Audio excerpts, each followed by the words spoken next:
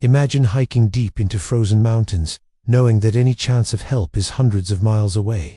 You're tucked into your tent for the night, the wind howling outside. Suddenly, you hear something that doesn't belong. It's moving, and you realize it's hunting you. No one records your screams. No final messages are ever sent.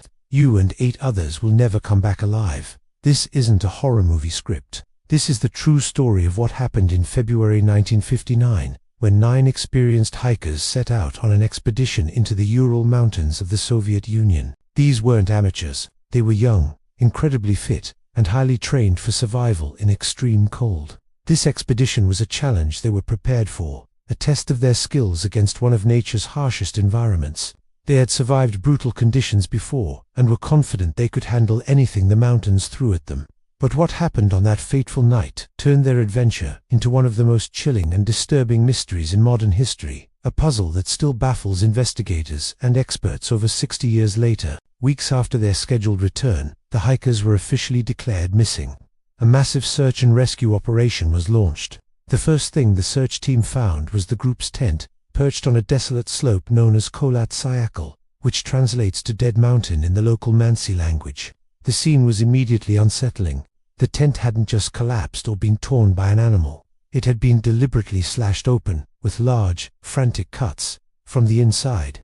It was a clear sign that the hikers had been desperate to escape something within their own shelter. What made this discovery even stranger was what was left behind.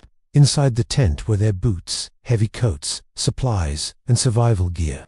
Everything a seasoned hiker would need to survive in the brutal Siberian winter.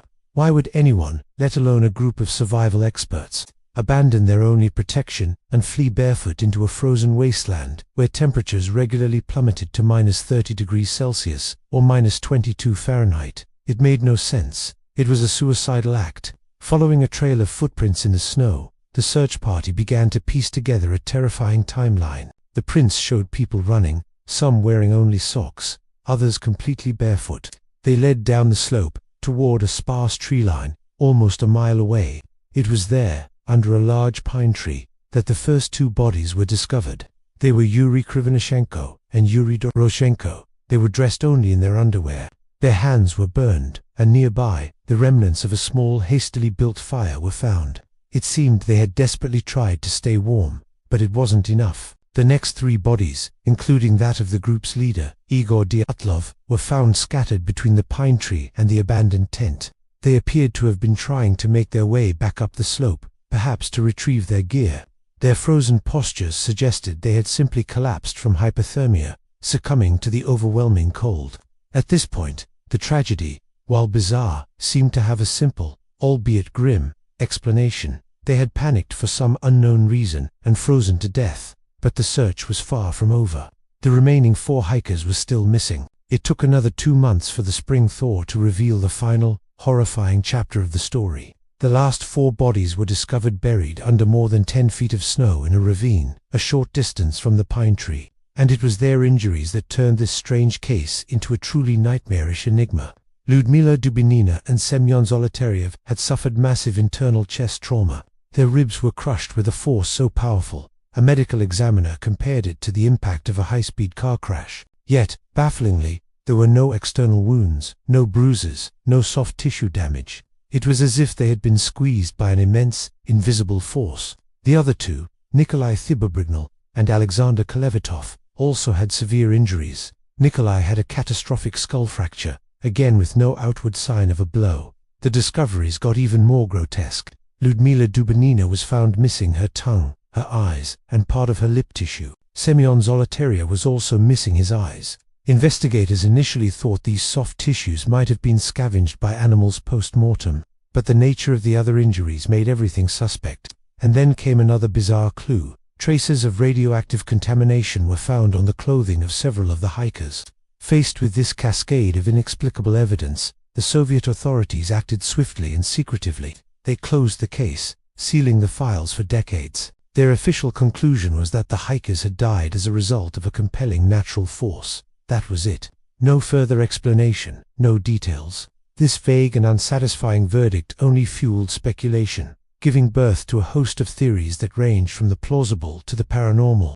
So what really happened on Dyatlov Pass? Let's explore the most prominent theories. The first, and most mainstream, is an avalanche. The idea is that a slab avalanche struck their tent, forcing them to cut their way out and flee. It would explain their haste and why they left their gear behind. But this theory has major problems. Experts who have studied the site say the slope is far too shallow to generate a deadly avalanche. The tent was also only partially covered in snow, not buried.